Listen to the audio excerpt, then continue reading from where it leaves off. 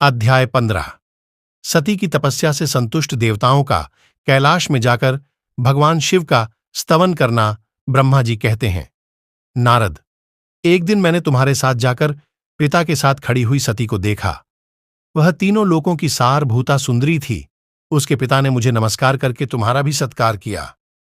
ये देख लोक लीला का अनुसरण करने वाली सती ने भक्ति और प्रसन्नता के साथ मुझको और तुमको भी प्रणाम किया।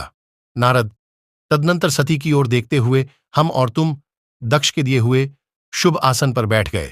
तत्पश्चात मैंने उस विनयशीला बालिका से कहा, सती, जो केवल तुम्हें ही चाहते हैं और तुम्हारे मन में भी एकमात्र जिनकी ही कामना है, उन्हें सर्वज्ञ जगदीश्वर महादेव जी को तुम पति रूप में प्राप्त करो, जो तुम्हारे सिवा दूसरी किसी स्त्री को पत्नी रूप में न तो ग्रहण कर सके हैं, नए करते हैं और ने भविष्य में ही ग्रहण करेंगे। वही भगवान शिव तुम्हारे पति हों। वह तुम्हारे ही योग्य हैं, दूसरे के नहीं। नारद, सती से ऐसा कहकर मैं दक्ष के घर में देर तक ठहरा रहा। फिर उनसे विदा ले मैं और तुम दोनों अपने अपने स्थान को चले आए। मेरी बात को सुनकर दक्ष को बड़ी प्रसन्नता हुई। उनकी सारी मानसिक चिंता दूर हो गई और उन्होंने अपनी पुत्री को परमेश्वरी समझकर गोद में उठा लिया। इस प्रकार कुमारोचित सुंदर लीला विहार से सुशोभित होती हुई भक्तवत्सला सती, जो मानव रूप धारण करके प्रकट हुई थी, कुमार अवस्था पार कर गई। बाल्यावस्था बिताकर के युवावस्था को प्राप्त हुई। सती अत्यंत तेज एवं शोभा से संपन्न हो संपूर्ण अंगों से मनोहर दिखाई देने लगी। लोकेश दक्ष ने देखा कि सती के शरीर में युवावस्था के लक्षण प्रकट होने लगे हैं।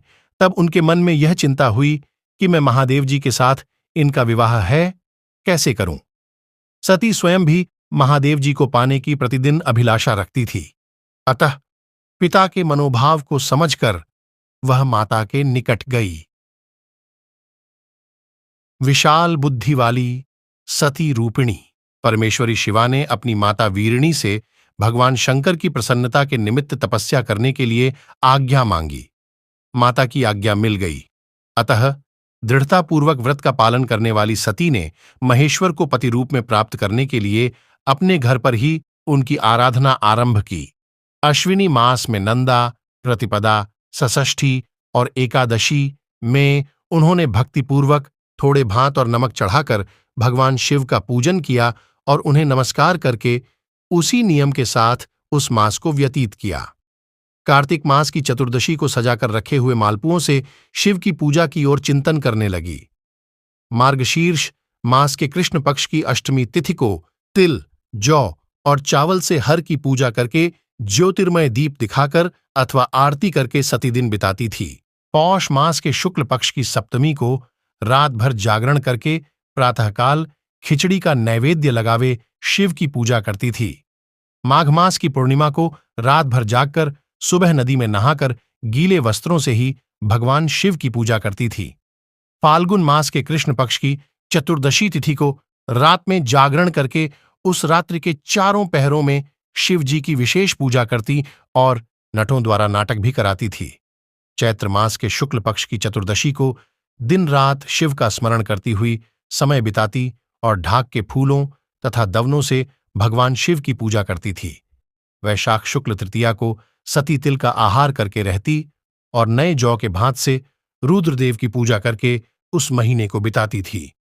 ज्येष्ठ की पूर्णिमा को रात में सुंदर वस्त्रों तथा भटकटैया के फूलों से शंकर जी की पूजा करके निराहार रहकर ही वह माह व्यतीत करती थी। आषाढ़ के शुक्ल पक्ष की चतुर्दशी को काले वस्त्र और भटकटैया के फूलों से रुद्रदेव का पूजन करती थी। श्रावण मास के शुक्ल पक्ष की अष्टमी एवं चतुर्दशी को यज्ञोपित वस्तुओं तथा कुश की पवित्री से शिव की पूजा किया करती थी। भाद्रपद मास के कृष्ण पक्ष की त्रयोदशी तिथि को नाना प्रकार के फूलों और फलों से शिव का पूजन करके सती चतुर्दशी तिथि को केवल जल का आहार किया करती। भांति भांति के फूलों और उससे उत्पन्न होने वाले अन्नों द्वारा शिव की पूजा करती और महीने भर अत्यंत नियमित आहार करके केवल जप में लगी रहती थी। सभी महीनों में सारे दिन सती शिव की आराधना में ही रहती थी। अपने इस मानव रूप धारण करने वाली तिथि को नाना प्रकार के फूलों और फलों से शिव का पूजन करके सती चतुर्दशी तिथि को केवल जल का आहार किया करती। भांति भांति के फूलों और उससे उत्पन्न होने वाले अन्नों द्वारा शिव की पूजा करती और महीने भर अत्यंत नियमित आहार करके केवल जप में लगी रहती थी। सभी महीनों में सारे दिन सती शिव की आराधना में ही रहती थी। अपने इस मानव रूप धारण करने वाली पूर्वक उत्तम व्रत का पालन करती थी। इस प्रकार नंदाव्रत को पूर्ण रूप से समाप्त करके भगवान शिव में अनन्य भाव रखने वाली सती एकाग्र चित्त से बड़े प्रेम से भगवान शिव का ध्यान करने लगी तथा उस ज्ञान में निश्चल भाव से स्थित हो गई। उन्हें इसी समय सब देवता और अर्षि भगवान विष्णु और मुझ को आगे करके सती की तपस्या देखने के लिए गए। वहां आकर देवताओं ने देखा सती मूर्तिमयी दूसरी सिद्ध के समान जान पड़ती हैं। भगवान शिव के ध्यान में निमग्न हो उस समय सिद्धावस्था को पहुंच गई थी। समस्त देवताओं ने बड़ी प्रसन्नता के साथ वहां दोनों हाथ जोड़कर सती को नमस्कार किया। उन्होंने भी मस्तक झुकाए तथा श्रीहरि आदि के मन में प्रीति आई। श्री विष्णु आदि सब देवता और मुनि आश्चर्यचकित हो सती देवी की तपस्या की भूरी भूरी प्रशंसा करने लगे। फिर देवी को प्रणाम करके देवता और मुनि तुरंत ही गिरिश्रेष्ठ कैलाश को गए, जो भगवान शिव को बहुत ही प्रिय है। सावित्री के साथ मैं और लक्ष्मी के साथ भगवान वासुदेव भी प्रसन्नतापूर्वक महादेव जी के निकट गए।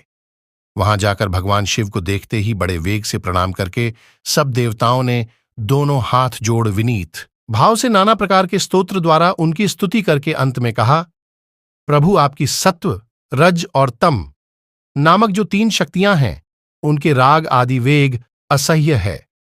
वेदत्रयी अथवा लोकत्रयी आपका स्वरूप है। आप शरणागत के पालक हैं और आपकी शक्ति बहुत बड़ी है, उसकी कहीं कोई सीमा नहीं है। आपको नमस्कार है। दुर्गाप्ते, जिनकी इंद्रियां दुष्ट हैं, वश में नहीं हो पाती, उनके लिए आपकी प्राप्ति का कोई मार्ग सुलभ नहीं है। आप सदा भक्तों के उद्धार में तत्पर रहते हैं। आपका तेज छिपा हुआ है। आपको नमस्कार है। आपकी माया शक्ति रूपा जो अहम बुद्धि है, उससे आत्मा का स्वरूप ढक गया है।